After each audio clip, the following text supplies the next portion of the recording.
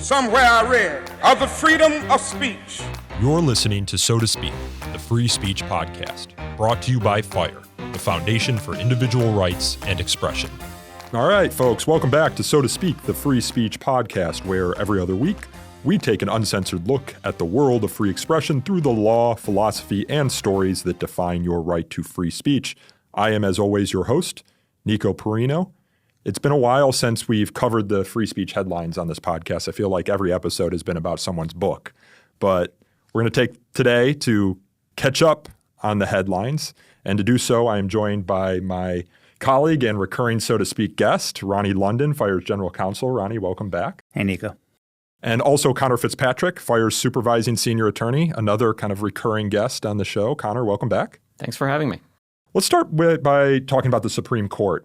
This isn't as active of a Supreme Court term for the First Amendment as it seems like previous terms have been. It's not 2023, 2024, where you had Bob Corn-Revere saying it was the most active Supreme Court term for the First Amendment in his 40-some-odd years practicing the First Amendment. You don't have a headline-grabbing case like you did last term with the TikTok case, but you do have this Chiles v. Salazar case, which was one of the first cases that was argued this term. It was argued on October 7th, and this is the case that deals with the conversion therapy ban out of Colorado. So Kaylee Chiles, she identifies as a Christian licensed professional counselor / therapist who works with clients who want religiously informed care, it seems. And clients in particular who want to diminish their same-sex attraction or align their gender identity with their biological sex. Now, this runs headlong into a Colorado law that pretty much bans that sort of therapy. So the law bans conversion therapy with a client who is under 18 years of age, and conversion therapy, which it bans, is defined as any practice or treatment by licensee, registrant, or certificate holder that attempts or purports to change an individual's sexual orientation or gender identity, including efforts to change behaviors or gender expressions, or to eliminate or reduce sexual or romantic attraction or feelings towards individuals of the same sex. It says conversion therapy does not include practices or treatments that provide acceptance, support, and understanding for the facilitation of an individual's coping, social support, and identity exploration and development. So this is one of those cases that gets at the distinction between speech and conduct, right?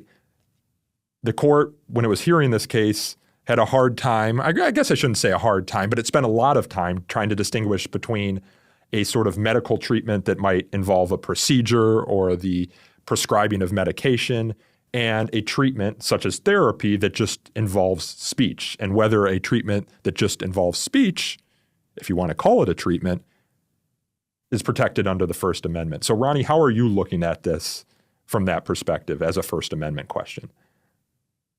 Well, because the lower courts, right, the district court and the circuit court held that this law was constitutional under the First Amendment, right? Or at least maybe it was on a preliminary injunction. The law was never applied to Kaylee Chiles. This is a facial challenge or a pre-enforcement challenge. They upheld the constitutionality of the statute basically by determining that the therapy in question is conduct and therefore it receives only rational basis review. And as we know— That's the lowest level of review. Let me finish. As we know, it's the opposite of strict scrutiny, right? So strict scrutiny, as we learned in FSC, is almost always fatal, and it has to be almost always fatal to operate the right way. FSC is Free Speech Coalition. Free Speech Coalition from last term, the non-exciting case, unlike TikTok. It didn't get the same amount of headlines, but it was very important. Household, but that's another story altogether. At the other end is rational basis review, which almost by definition is any relationship to a legitimate governmental interest will satisfy the standard, and it almost always is satisfied. It's almost impossible to not survive rational basis review. But I think we need to go back a little bit and understand that conversion therapy in this case involves exclusively talking, but that's not only what conversion therapy has involved historically. Yes. I mean, historically, conversion therapy could be everything from giving someone electric shocks every time they looked at or thought about same-sex attraction or whatever it is, including, to the genitals. They tried all kinds of things. They tried aversion therapy that would, give people drugs that would make them nauseous when they were shown pornography or other supposedly arousing material involving same-sex. And everybody agrees in this case that that is not what we're talking about here. In this case, we are talking exclusively about therapy that involves solely talking. The plaintiff's counsel, the state's counsel, everybody agrees that if you cross that line into anything other than talking, different rules might well apply constitutionally speaking. It's much easier to talk about this in terms of conduct rather than speech. So what it comes down to is when you are talking solely about therapy that is delivered through speech, do you somehow find a way constitutionally or magically I'm tipping my hand here a little bit or magically to turn it into conduct which you can regulate without thinking about the strictures of the First Amendment? And that's really the question in this case. Yeah, I remember when I was working at the Institute for Justice, we had a case involving a client in Savannah, Georgia, who was a licensed tour guide operator. And this was another realm that, obviously the government licensed. And all he did, though, was give people his opinions on Savannah history. And you had to actually take a test. It was almost like government-approved history in order to receive a license. So we challenged that under the First Amendment. And the Institute for Justice has litigated many such cases. But there it's similar. All he's doing is talking, giving his rendition of history. And I believe even like ghost tour guides had to take this government test and get a license in order. And this is separate from a business license, which anyone needs to operate. So in this case, is there anything about the license, though, that would change the First Amendment analysis? Because I think when we think of a licensed provider, you think they meet certain rigorous government standards. And in this case, if you participate or you try and prevent someone from participating in conversion therapy, that's one of the standards that a licensee can't meet. I'm just trying to get at what is the license relationship here. Well, that's logic. And this is not the first conversion therapy case in the federal courts. It's not the first one to go to the circuit courts. It's the first one to make it to the Supreme Court. You can go back 10 years to the King case out of the Third Circuit.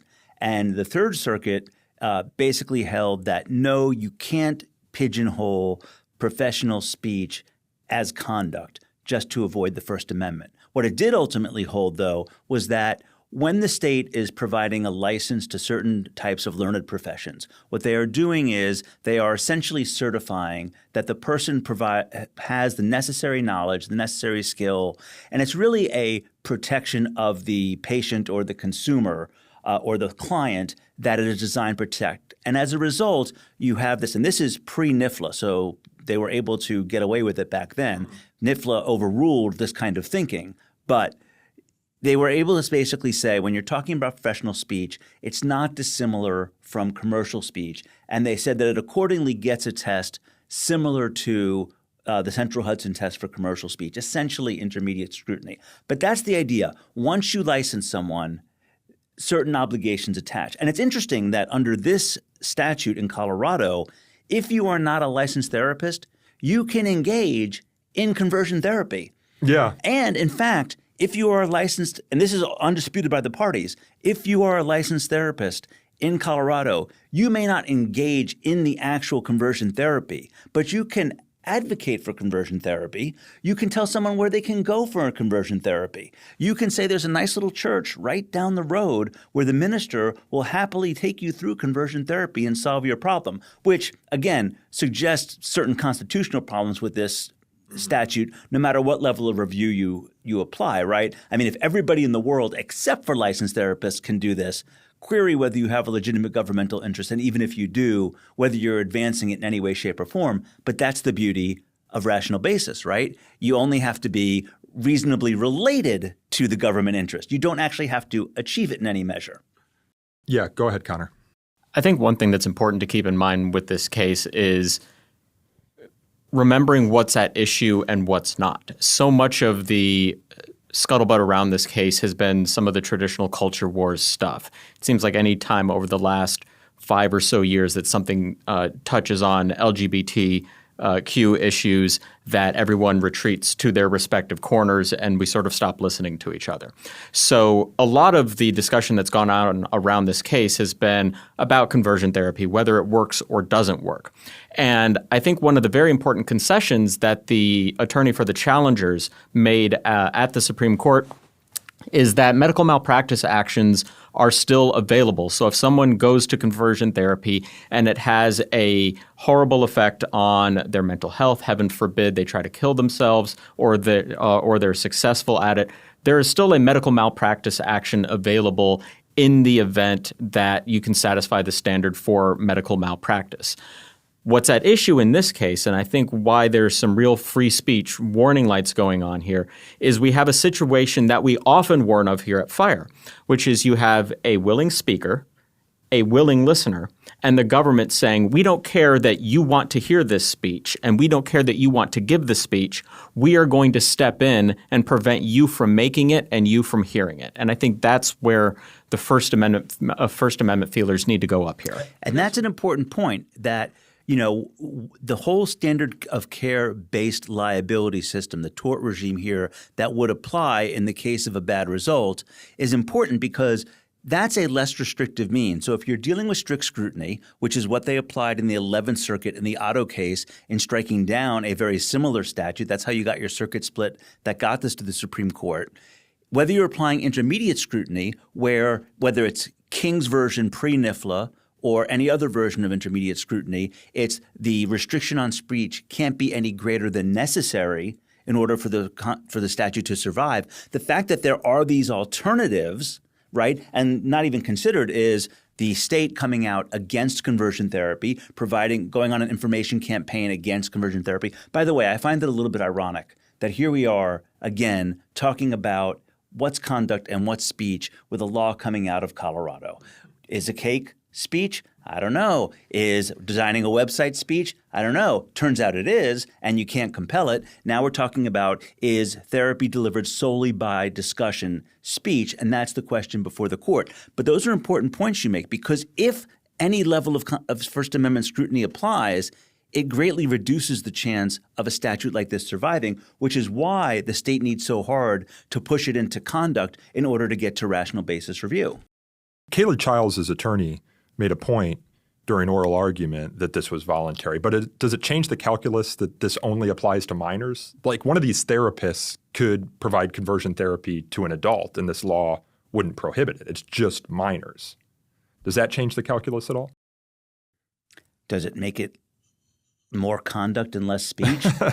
I don't think so. So you don't even almost need to get to that question if what we're talking about here is just purely speech. There's no First Amendment exception here that would… It arguably affects the application of the appropriate level of scrutiny, right? When you start talking about the government interest and you start talking about what its nature is it compelling? Is it important? Is it legitimate? And then are you materially advancing it? And what are the alternatives, whether it's under intermediate scrutiny and strict scrutiny? I think the fact that it's minors, the fact that the state has a very difficult time determining whether the minor is in fact undergoing the therapy voluntarily or not, or whether they're doing so at the behest of their parents. I mean, we invest parents with an awful lot of discretion over what their minors can do, whether it's taking certain types of classes, as from a case in the Supreme Court last term, Mahmoud. Parents do have certain overriding ability in the absence of appointing a guardian ad litem or somebody being emancipated. So it does affect the analysis, but it doesn't affect the threshold question of whether you're talking about a speech regulation or a conduct regulation. Yeah, Conor, you were going to say something?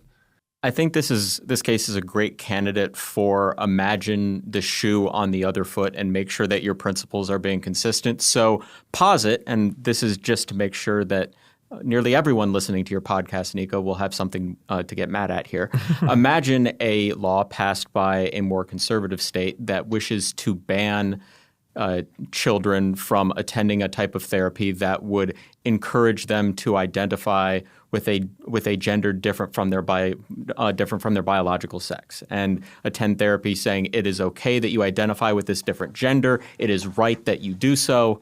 So essentially, the flip side of the law at issue in Colorado, and to make sure that all of our listeners' free speech principles are being consistent, I will tell you that your answer to both of those hypotheticals needs to be the same because it's the same constitutional interest at stake. Yeah, you could imagine in the 1960s or 70s when same-sex attraction or being gay was held to be a medical disorder that you would have states that would ban a therapist from affirming someone's sexual identity, saying it's okay that you're gay, it's okay that you're attracted to another man or to another woman. You could imagine that scenario playing out just decades ago.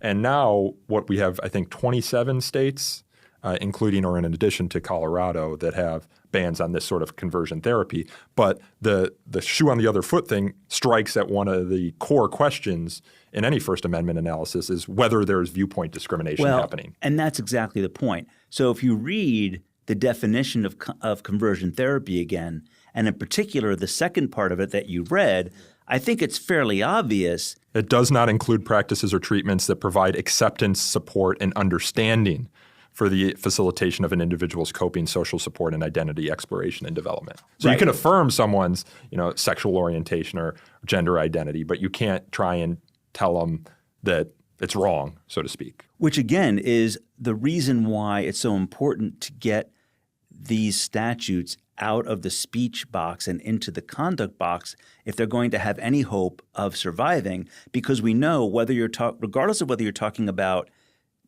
strict scrutiny, intermediate scrutiny, public forum, non-public forum, limited public forum, we all know that the third rail is viewpoint discrimination. Right? So if this is speech in any way, shape, or form, and by the way, if I'm not telegraphing it, I think it is. If this is speech in any way, shape, or form, that viewpoint discrimination baked into the statute ought to be fatal to it. Can I just ask a general question? This may be getting a little bit out of Fire's wheelhouse, but how can we license psychology or psychiatrists? No, not psychiatrists, because those are doctors, right, who can prescribe treatment, and that wouldn't be covered under this because there is a medical treatment involved. But psychologists, right? Well, they would be covered under this if the therapy that they are providing, because psychiatrists don't only treat through the prescription of pharmaceuticals. They do treat through talk therapy. So the aspect of their practice that is just talk therapy would be covered under this. But what I'm saying more generally, how can we license any profession where the profession is mainly just talking, right? You can license it. But the license can't involve content or viewpoint-based prohibitions or prescriptions, presumably, for your practice. Right. So, for example, it could, but it would just have to meet the level of scrutiny that's being applied. Well, that's presumably. Right. I mean, for example, I have a license to practice law, as far as you know, and if they were to adopt a prohibition on saying these are the types of arguments you may not make, right? Just on the front end, a prior restraint. And this is a prior restraint, right? Yeah. On the front end, this is prohibited, thou shalt not.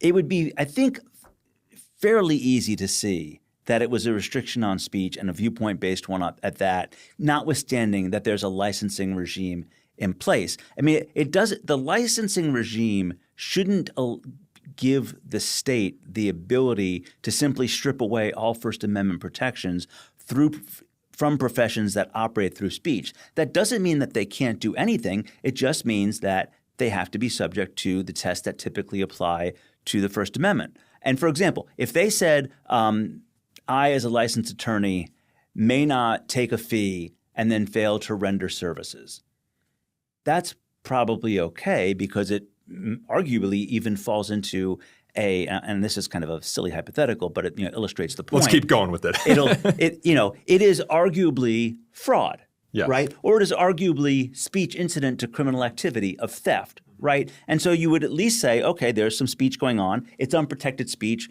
God bless, do whatever you want. Alternatively, if it didn't fall into an unprotected category, but if it was clearly viewpoint-based or content-based, then you would apply strict scrutiny.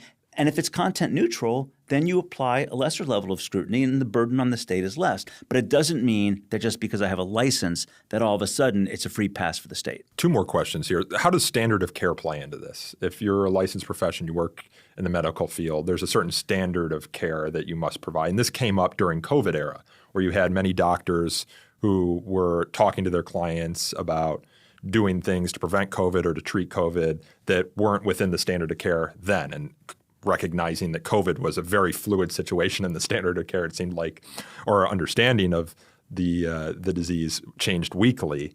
You had some doctors who, I think in California in particular, they tried to pass a law threatening these doctors' license for things that they were saying related to COVID. That was struck down in a district court, if I'm not mistaken. But that is something that is regulated within the medical field, right? Is that something you just handle with medical malpractice, or can the state stipulate the standard of care?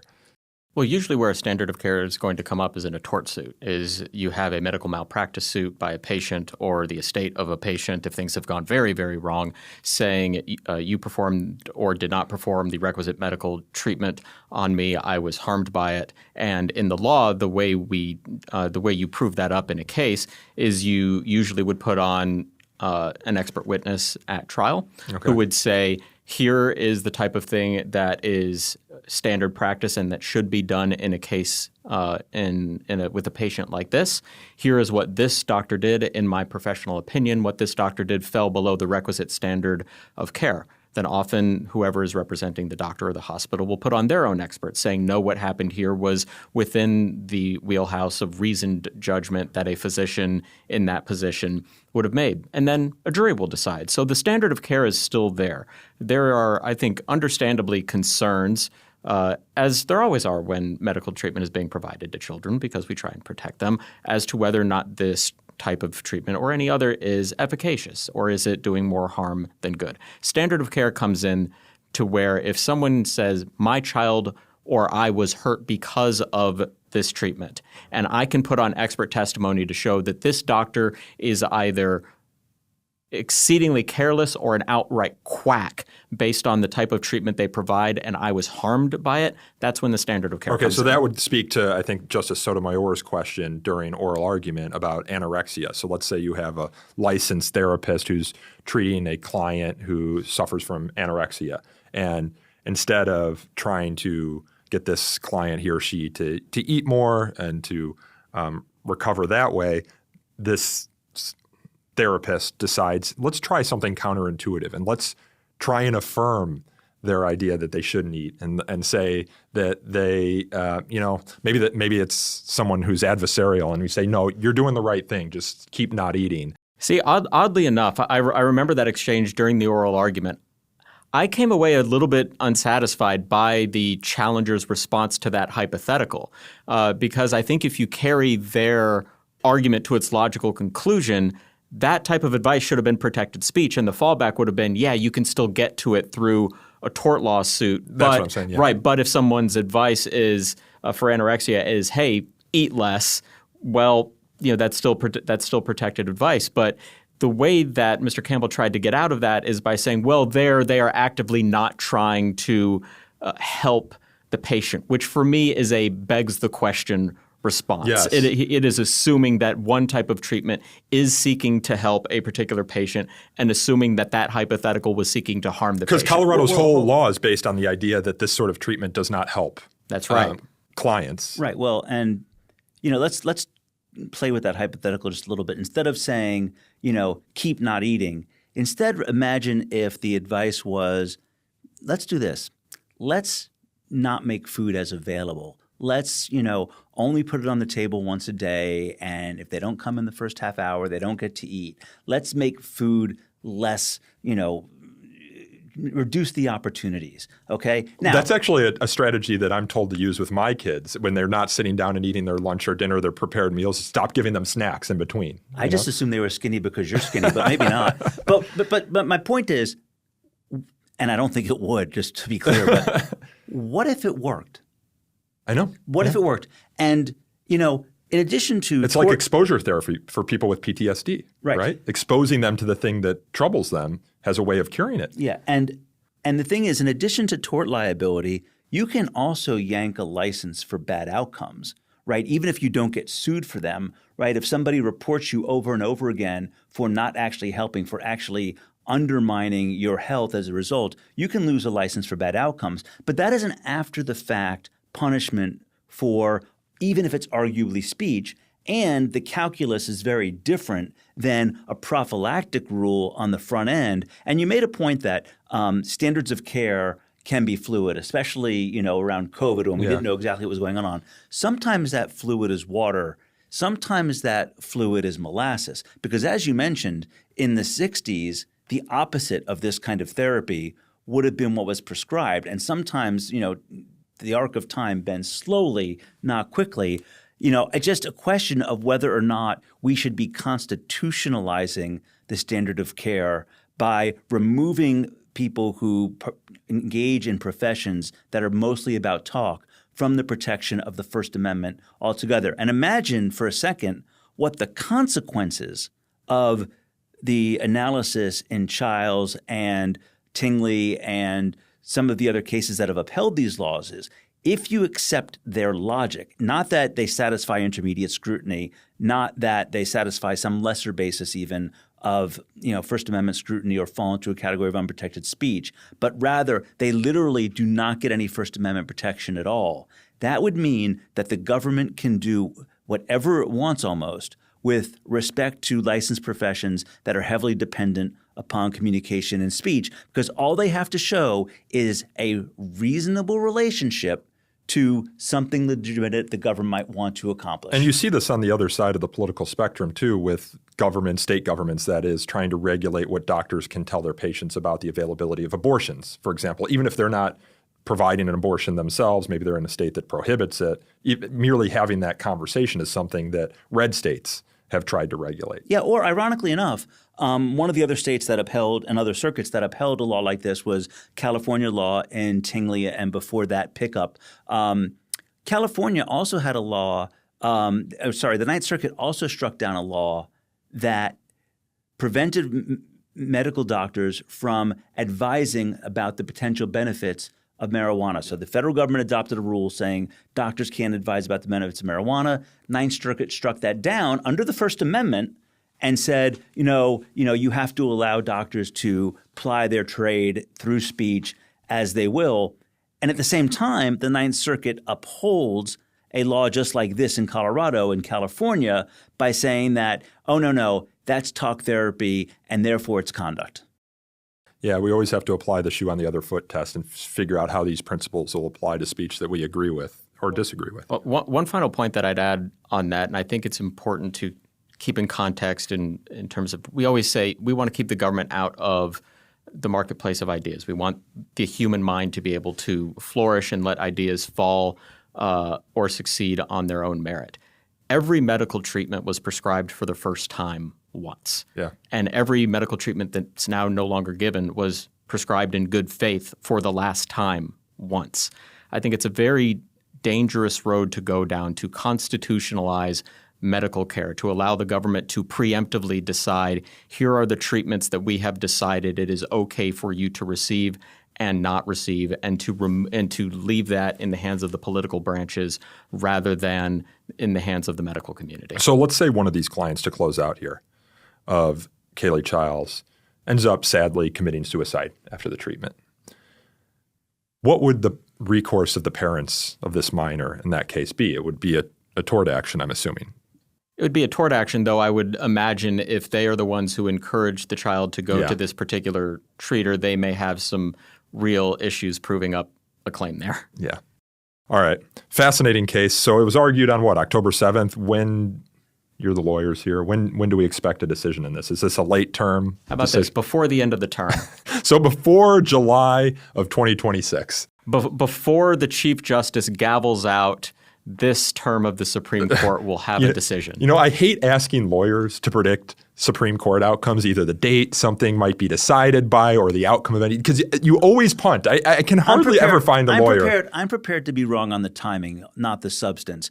But I think this one, as controversial as it is, it feels like, and I may ultimately be wrong on this, but it feels like the kind of decision that the court likes to drop on one of the last days of the term and then skip town. Yeah. Not unlike FSC versus Paxton or Mahmoud or any of the other cases that came down on the last day of the term last year. Well, this is one of those cases that I close to the last day. think would have captured many headlines, would have had endless editorials written about it were it any other year. But you have so many other high-profile cases predominantly dealing with executive authority right now that it kind of became a page 6 story. Well, it also, I mean, what do they say, first Monday in October or whatever? I mean, it happened so quickly at the beginning of the term. It also got lost a little bit in the, hey, what to expect from the Supreme Court this term. So there was a lot of Supreme Court reporting also, and this kind of just got folded into it.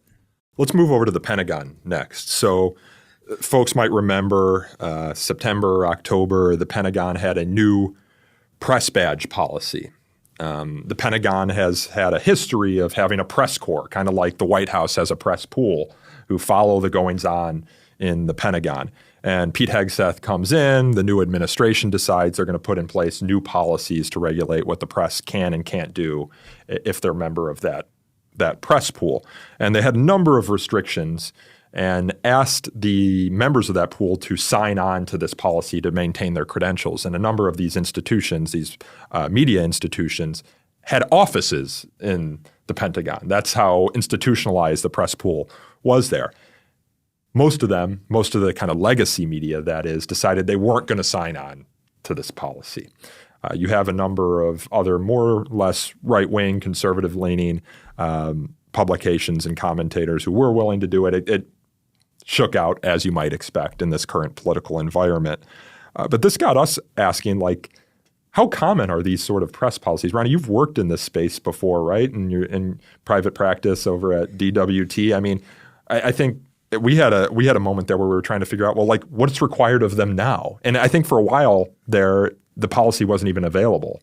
Yeah, I won't profess to having deep experience in this area, but it does seem rare and or odd to me that any policy adopted restraining the media or even, riding herd on the media, asking them to affirmatively adopt it and approve it and sign on to it, that's a little weird, right? I mean, it'd be one thing to say, these are the new rules, and if you want a press pass, here's what you have to do, and you make a decision whether you want the press pass or not. But to actually ask the media to affirmatively sign on to it and in effect endorse it, that to me feels like it takes some stones. But this is one of the most secure buildings in America, maybe the most secure building in America next to perhaps the White House, for example. But that's not what they're asking. They're not saying you can go to this part, you can't go to that part. This is, top secret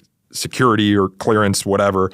They have one policy in the security risks section that states, in part, there is a critical distinction between lawfully requesting information from the government and actively soliciting or encouraging government employees to break the law.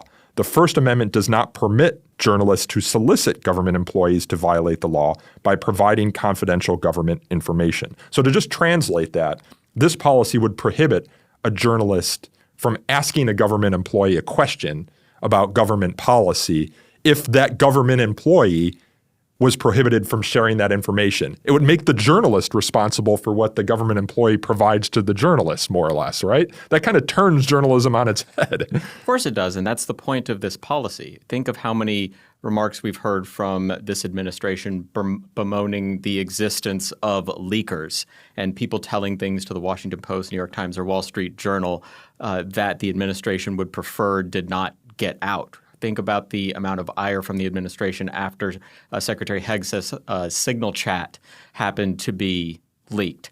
And so this is really about trying to condition press access on pinky promise that you aren't going to ask your sources for information and then publish that. So the First Amendment's prescription is very easy, which is that if you're a government official and you leak information you shouldn't, you can lose your job for that. You can lose your job, and rightfully so, for leaking classified. You can go to jail. Right.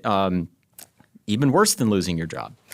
But what you can't do is you can't throw a journalist in jail because they asked someone for information and a loose-lipped employee decided to give it to you. But can you take away their press badge?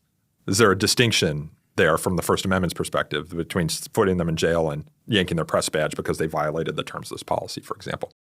So that's interesting, and I think there's probably a little bit of crossover in terms of what happened in the AP case a little bit earlier this year. This is the case where the AP was denied access to the press pool because it had refused to adopt Gulf of America and its editorial standards when reporting on what had previously been the Gulf of Mexico. Right. So at least as I understand what's going on at the Pentagon right now, it's if you want to keep your Pentagon office and if you want to have the access you are used to having, here are the conditions we are going to place on you. Now, I haven't heard of any of these organizations actually contemplating or filing suit to enjoin the operation of these new policies. They've almost uniformly, other than I think One American News Network was the only sort of highly watched outlet that agreed to these terms. But even Newsmax said, no, we're not going to do this. This hurts journalistic integrity.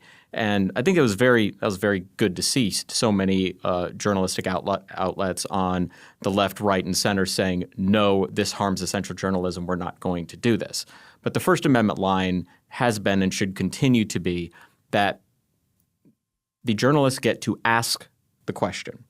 And the government can say, no, I'm not going to tell you that. No, that's classified, or go pound sand. But what they cannot constitutionally do is punish you, the journalist, because you reported something that you would rather have not gotten out. So if the Wall Street Journal, for example, had agreed to this new press policy for the Pentagon and they wanted to maintain their badge, if they happen to report a story, let's say it's an anonymous source within the Pentagon, and that anonymous source provided classified or confidential information that the Pentagon hadn't authorized for release, the Wall Street Journal could lose its press credentials by doing so because they had asked someone for information that the Pentagon hadn't approved or permitted to be provided to a journalist. Yeah, I mean, at least theoretically. Yeah, to answer your question, does it make a difference whether you're talking about losing your press badge or whether you're talking about being arrested and going to jail or some other punishment? I think for First Amendment purposes, so long as it crosses that threshold into adverse action is adverse action. If you read the policy and you get to the word solicit, if you imbue it with the same kind of meaning that you have in – and this would be wrong to do, mind you, but the same kind of definition that you have in, say, prostitution statutes where you're talking about a quid pro quo. Yes, you can prohibit bribery, right? You can prohibit an unlawful quid pro quo, but you can't simply prohibit asking a question and asking for information. And again, Conor's right. The burden is on the government employee to not give up the information. What's worse, this provision actually has the potential for imposing liability, even if it's liability by losing a press pass, without scienter. Because you could ask for something not knowing it's classified, right? Yeah. And then if the government employee, the Pentagon officer, gives it to you, you've violated this policy without even knowing that you were trying to. And the First Amendment doesn't allow that either. Yeah, so pretty much the only thing, if you agreed to this policy, that you could report on is what is in a Pentagon press release or what is provided to a journalist with senior Pentagon official approval. So theoretically, nobody would have been allowed to report on that signal chat because presumably the Pentagon's not putting in a press release, not announcing it, or not approving their spokespeople to talk about it. Right. And that signal chat story would have just been buried. And what this would do, and we use this analogy in our Villarreal case that we're litigating here. I was hoping someone would bring that up. It would turn a press briefing, a news conference, into an active crime scene because journalists are going to be asking questions of whether it's the press secretary for the Pentagon or whether it's the Secretary Hegseth himself for information about ongoing U.S. operations around the world. And under this policy, if the answer to the question you ask would necessarily include classified information, you have violated that policy. So if you ask, for example, hey, when is this particular nuclear submarine going to come back into port, and that information turns out to be classified, you violated the policy. There's another interesting aspect. Actually, before we get to that, Ronnie, can you set up the Villarreal case for our listeners who might not be familiar with it? This involves a citizen journalist out of Laredo, Texas, who asked a police officer for some information about a case. The police officer wasn't permitted to provide that information, but nevertheless did. And they prosecuted our client, Priscilla Villarreal, for asking the question, more or less. Well, that's right. I mean, you have to understand that Priscilla is a bit of a thorn in the side of law enforcement. Any good journalist is, though, presumably. Yes. And she is, especially because she reports on hyperlocal things, they were looking for opportunities. And so there's this old, dusty Texas law that basically prohibits law enforcement officers from being given for consideration being asked to disclose information that is non-public or otherwise not supposed to be released. And so again, all Villarreal was asking for was confirmation for certain things for a story she was following up, and they dusted off this old statute and charged her under it. And look, at the end of the day, it's not the duty of the journalist to not ask the question. In fact, I would argue that if journalists have any duties, it's to follow journalistic standards and ask the hard questions. And ultimately, it's incumbent upon government actors to police themselves, not to police journalists. Yeah, journalists all the time will get a scoop on something, and they will ask the institution that they're reporting on to confirm or deny it. And sometimes they will go forward with the story if the institution isn't willing to confirm it or doesn't respond. But nevertheless, that's good journalistic practice to actually ask for confirmation. It is entirely constitutional and legal for the journalist to ask the question. We should want journalists asking questions. They do not have a constitutional right to an answer. And I think that's where a lot of the rhetoric here can get lost, is that just because a journalist asks a question does not – we're going to set FOIA concerns aside does not necessarily mean that the government is required to answer. What it means is that they cannot interfere with the journalist's ability to ask the question. Actually, you mentioned FOIA. A media organization that files a FOIA request with the Pentagon that requires the Pentagon to issue either a refusal to disclose by invoking one of the law enforcement or top secret FOIA exemptions, or alternatively to issue a GLOMAR response, which is we can't admit or deny whether documents like that exist because doing so would disclose a state secret. You would be in violation of this for filing that FOIA request because you would be soliciting material that, unbeknownst to you, might have been classified.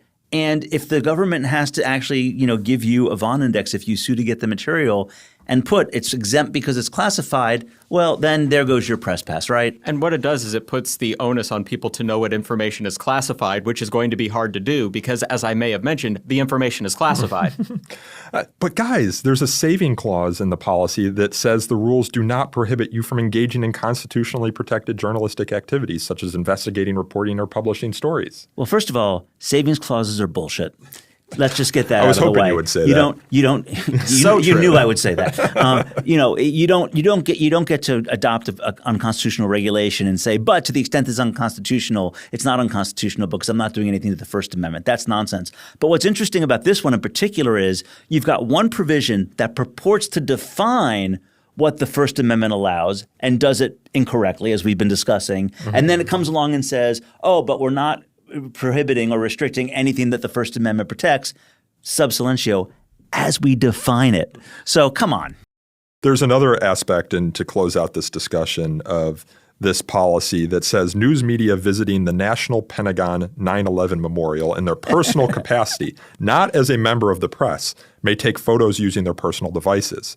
Filming or photography in the memorial for a news media interview or to obtain B-roll requires an exception as described below under filming photography exception request. So if you're a citizen or you're a journalist acting in your personal capacity, you can film or take photos at this memorial. But if you put on your journalist hat, you cannot. Well, and even worse, let's suppose that you are taking that picture in your personal capacity, and that just happens to be when the aliens decide to land. And then you want to use it as a journalist. Well, I guess you're shit out of luck, aren't you? But aren't they trying to get after here if journalists want to come onto the campus and film things for B-roll or for broadcast, they've got to go through the process to get permission to do that. To set up their big cameras, to set up their anchors and their teleprompters. Isn't that what they're trying to get? Is there anything reasonable about that? It doesn't say that. It says even if you want to use your cell phone, the same exact device that you would use in your personal capacity, if you want to use it in your journalistic capacity, you have to go through the rigmarole. This reminds me a little bit of the Federal Lands National Parks photographing statute that we challenged, because you had to file an application, get a permit, and pay a fee if you wanted to photograph or film on federal lands for commercial purposes. Mm-hmm. And we fought that and to the point where ultimately the statute was amended while the litigation was going on. But basically, if you came on to federal lands, and by the way, that includes the National Mall down here, right? It includes all these monuments around here.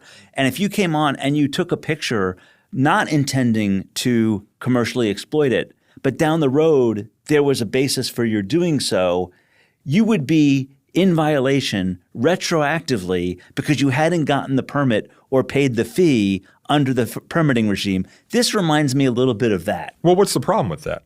Can you not have a different standard for journalists that you have for regular citizens? Well, it's funny because you often hear the government saying just being a journalist doesn't get you any special preferences under the First Amendment, which, by the way, I would, have a bone to pick with that because there is the press clause separate from the speech clause. But the government is very fond of saying being a journalist doesn't give you any special privileges. Okay, but it also shouldn't give us any special handicaps. Right. They're sort of adding on to, I think the case was Hutchins, right, from the early 70s, that said that reporters don't get special access to a jail.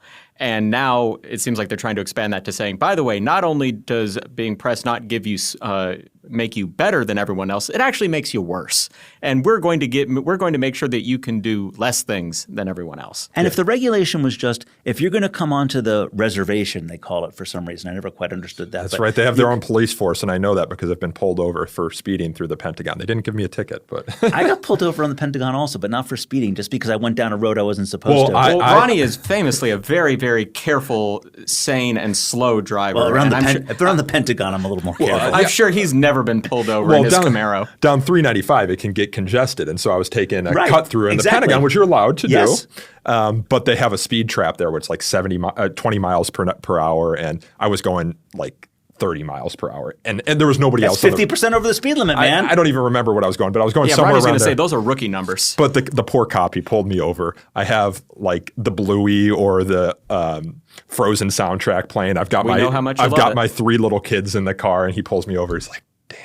I pulled over the guy who's taking his kids to the daycare who's listening to the Frozen soundtrack back. So he just gave me a warning, which was very nice of him. But anyway, yes, that's how I learned it was the Pentagon reservation. But anyway, if the rules had said, the professional media, if they want to come on the reservation and set up at the memorial with, large scale equipment, with tripods and lights and everything else, you need to go through the press office, whatever it is, especially if that's something that happens often enough that you actually have to coordinate so nobody's stepping all over everybody else, that would be one thing. But this basically says if you use your cell phone to photograph yourself or anything else for that matter around the memorial for journalistic purposes, well, you're shit out of luck. Yeah. And that's not supposed to be the way it is. At one time, I want to do a podcast about the press clause of the First Amendment because in some conceptions, it's like the press as an entity or the press as a technology. But I think most often today, correct me if I'm wrong, we think of it as an activity, right?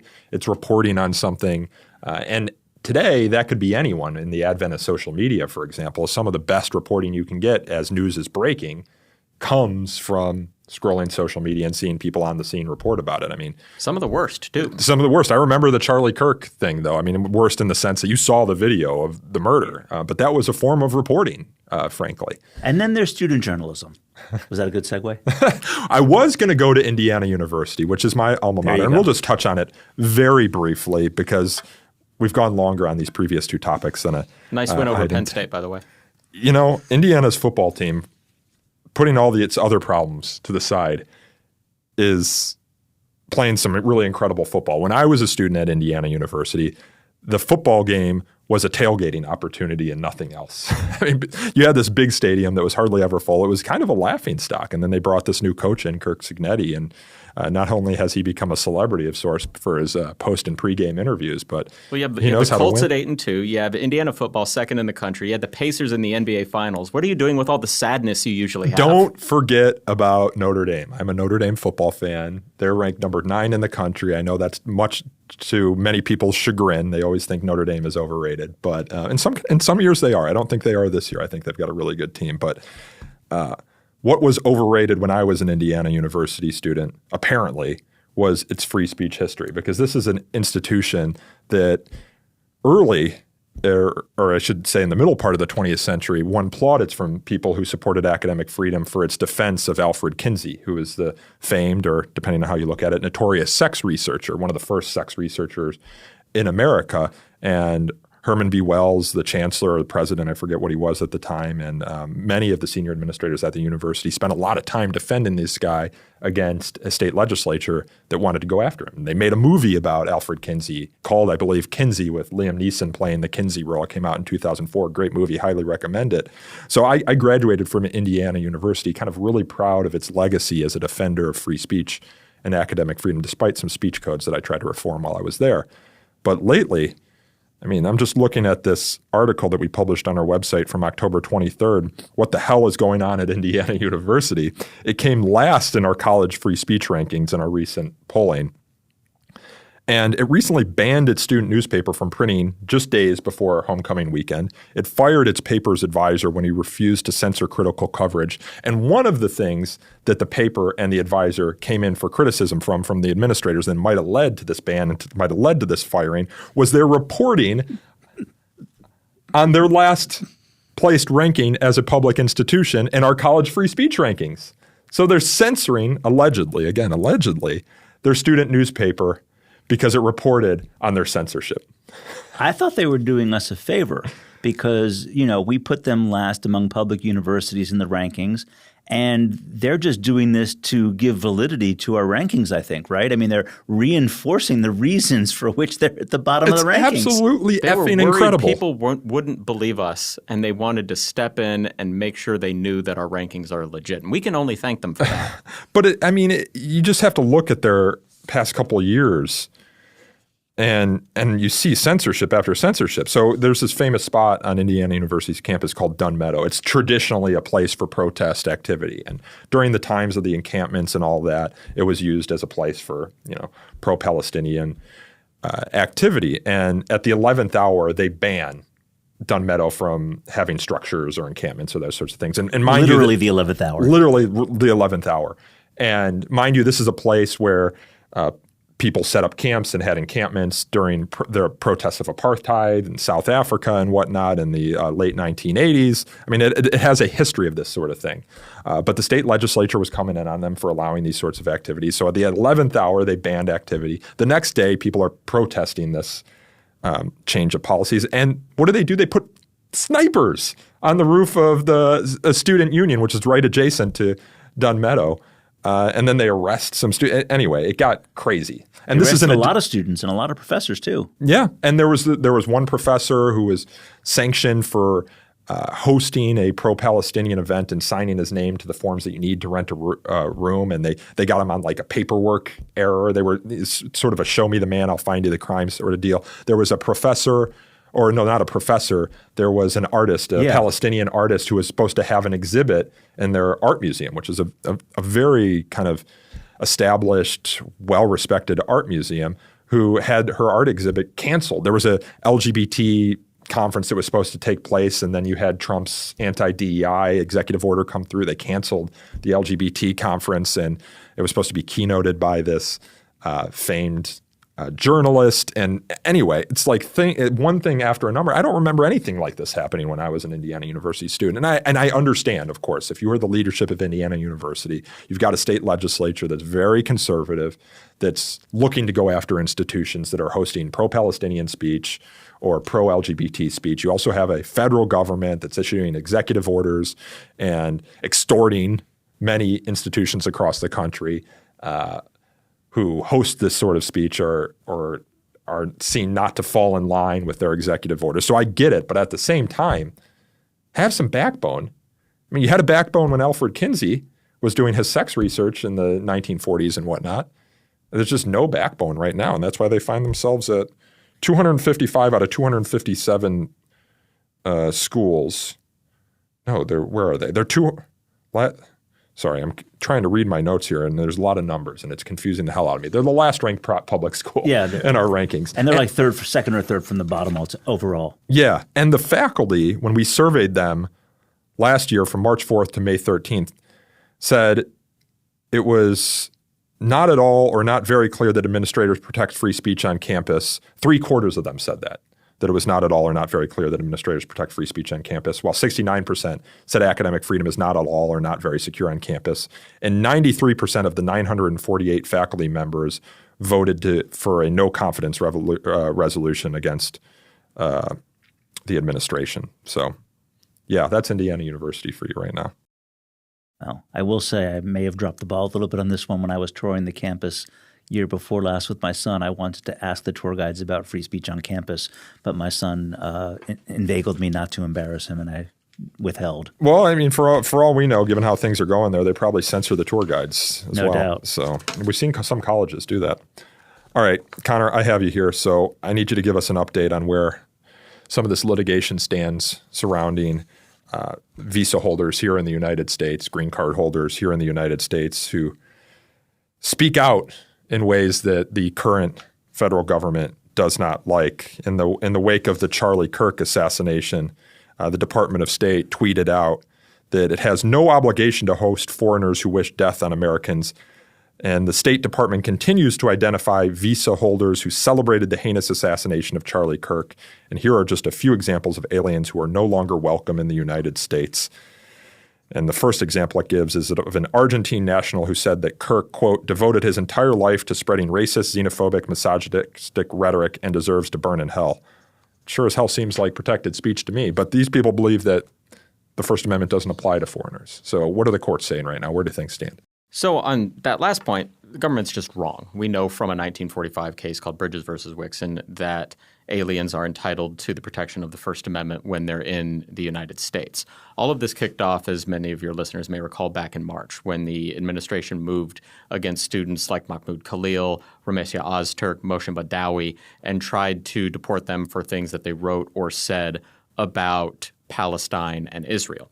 And to be clear, these are not students who were engaged in or been charged with vandalism, throwing a brick through a window, harassment or anything like that. Ramesia Ozturk co-authored an op-ed in the Tufts University student newspaper. Mahmoud Khalil attended some protests that the administration didn't like the message of, but pure speech. Yeah. Although some people say with Mahmoud Khalil was involved in unlawful activity, but that's never actually been alleged, and we've seen no evidence of that. That's right. And the basis that the administration used to try to render him deportable was purely protected speech. And the reason we know that is because they relied on a section of the Immigration and Nationality Act that only applies to protected speech. Yeah, Caroline Leavitt held up flyers that he was alleged to have distributed, or his group was alleged to have distributed. They can't actually prove that he distributed these flyers. And flyers are speech, right? Right.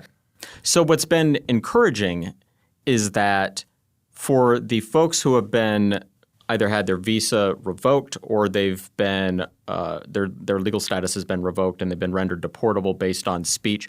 The ones who have filed for habeas corpus relief from their detention, they've all won. So they're not detained currently. They're not currently detained. But what that doesn't do is it does not remove the threat of deportation. The administration is still trying to deport them.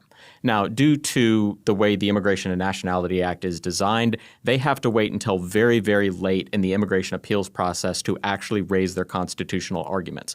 So even though Mahmoud and Ramesia are out and about right now and back to more or less living their life, they are still under a very real danger of deportation. And then, as you mentioned, we saw about a month ago the administration bragging that they revoked 6 visas of foreign nationals who they say celebrated the assassination of Charlie Kirk. That's all pure protected speech. And I understand the view of a lot of folks that, well, these are really kind of unkind words to say about the dead. Is it really a bad thing if we throw someone out for saying those things? Yes. Because what you're doing is you're giving the government of the day, whoever that happens to be, the power over tens of millions of people to pluck any one of them out and say, I don't like what you have to say about that. Get out. So let me break the cardinal rule of depositions and cross-examination and ask you, and I don't know the answer to this, I kind of understand, at least as a syllogism, I think it's bullshit, but at least as a syllogism, you say, okay, Khalil, Ozturk, and they've engaged in this debate about Palestine and Israel. They've said these very public things. I can almost understand and say, okay, that's going to undermine some kind of foreign policy initiative by the government. That's right. That's the INA provision, right? I think that's bullshit. I mean, it's hard to imagine how either of them would do anything that would affect, U.S. foreign policy at all. But at least you can say it involves another country in some way, shape, or form.